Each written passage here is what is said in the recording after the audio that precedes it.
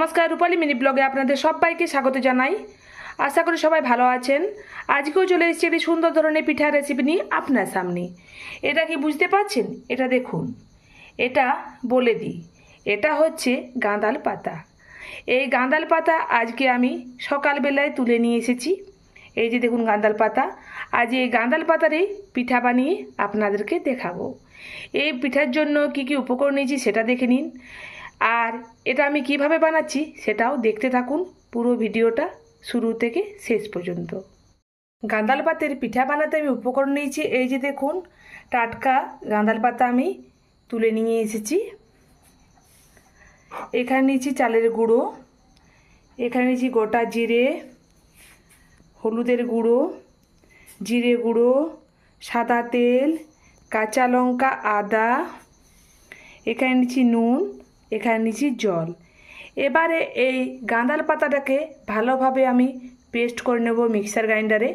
আপনারা চাইলে এটা শিলনোড়াতেও পেস্ট করে নিতে পারেন। আর এখানে পেস্ট করে নেব আমি আদা আর কাঁচা লঙ্কা। চলুন এগুলো করে নিই।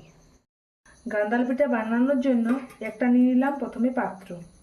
তারপর এই যে দেখুন মিক্সার গ্রাইন্ডারে আমি গাঁদাল পাতা, আদা, কাঁচা লঙ্কা আমি এখানে পেস্ট করে নিয়েছি। এবারে নিলাম হলুদ গুঁড়ো, গোটা জিরে, জিরে গুঁড়ো, পরিমাণ মতো নুন,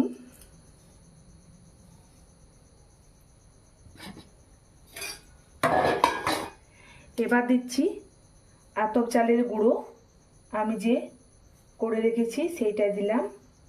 আপনারা চাইলে মেশিনের গুঁড়িতেও করতে পারেন। তো একটু চালের যদি গুঁড়োই মিক্সিতে করা হয় তাহলে এই গাঁদাল পিঠে খুব ভালো হয়। এইটা দিয়ে আমি ভালোভাবে এই যে দেখুন মেখে নিচ্ছি। এটা খেতে খুব দুর্দান্ত লাগে এই পিঠে, আমার তো খুব পছন্দের এই পিঠে। এখানে দেখুন আমি জল দিইনি, একটু সামান্য এবারে জল দেব এবং ভালোভাবে দেখুন মেখে নিই। এই যে দেখুন পুরোপুরিভাবে আমার মাখা কমপ্লিট হয়ে গেছে। বেশি পাতলা করিনি, কারণ চকুলি পিঠা যেমন মাখতে হয় সেইভাবে আমি মেখে নিচ্ছি। এই যে দেখুন মাখা পুরোপুরিভাবে কমপ্লিট। এবারে পরের স্টেপে আসা যাক, চলুন। এবার গ্যাস অন করে নিলাম। গ্যাসের উপরে তোয়া বসিয়ে দিয়েছি। তোয়াটা গরম হওয়া পর্যন্ত আমাকে অপেক্ষা করতে হবে, ততক্ষণ অপেক্ষা করি, চলুন।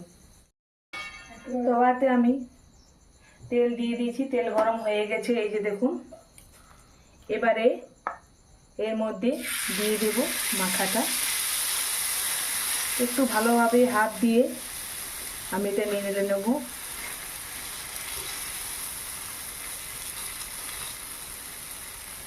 গ্যাসের আঁচটা একটু মিডিয়ামে রেখে আমি এটা করব।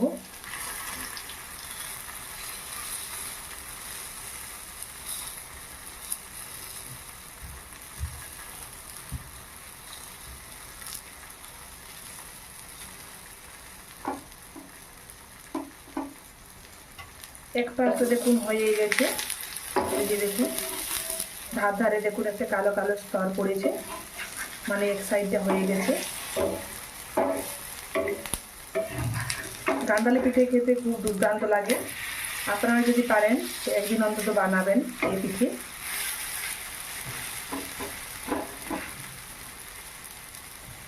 একটু আমার তেলটা বেশি হয়েছে বলে ভালোভাবে আমি মেলতে পারলাম না এই পিঠেটা। বাকি পিঠেটা আমি আপনাদেরকে আবার বানিয়ে দেখাচ্ছি।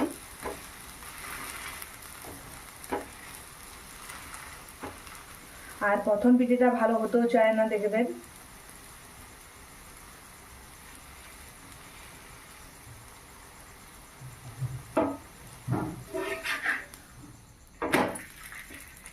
এই যে দেখুন একটা পিঠে হয়ে গেছে। যেহেতু তেল দেওয়া আছে আর তেল দিচ্ছি না, আবার একটা আমি বানিয়ে আপনাদেরকে দেখাচ্ছি।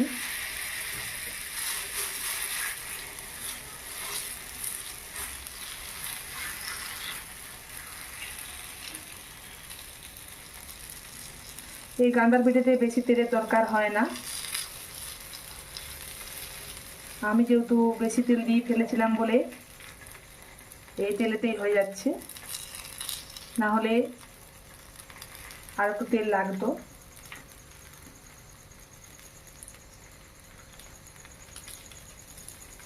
আপনারা যদি পান হাতে নাগালে গাঁদার পাতা, তো অবশ্যই একদিন এই পিঠে বানিয়ে দেখবেন, খেতে দুর্দান্ত লাগে।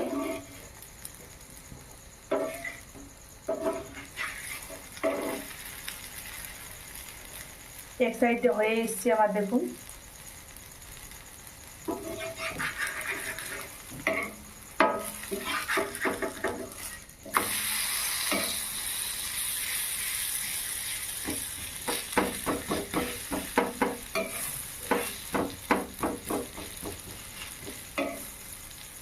এই পিঠে যদি কাঠের উনুনে করা হয় তো খুব সুন্দর হয়। অন্যদিন কাঠের উনুনে আপনাদেরকে করে দেখাবো।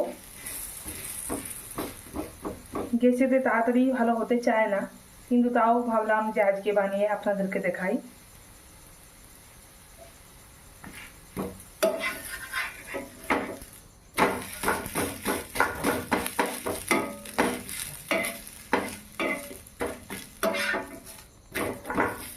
এপিস ওপিস ঘুরিয়ে আমি পিঠেটা তৈরি করে নিচ্ছি। দেখতে কালো কালো হলে কি হবে, খেতে দুর্দান্ত লাগে। এইভাবে আমি বাকি পিঠেগুলো বানিয়ে নিই, চলুন। এই যে দেখুন বন্ধুরা, আমি না গাঁদালে পিঠাটা তৈরি করে নিলাম। এই যে দেখুন, খুব সুন্দর হয়েছে না? আর খেতে দুর্দান্ত হয়েছে। আপনারা অবশ্যই একদিন বাড়িতে বানাবেন এই গাঁদালের পিঠেটি। আমার পুরো ভিডিওটা দেখার জন্য আপনাদেরকে অসংখ্য অসংখ্য ধন্যবাদ। এইভাবে বন্ধুরা সাবস্ক্রাইবটা করে দিয়ে আমার পাশে থাকবেন। তো আজকের মতন এখানেই আমি আমার এই ভিডিওটি শেষ করছি। সবাই ভালো থাকুন, সুস্থ থাকুন, নমস্কার।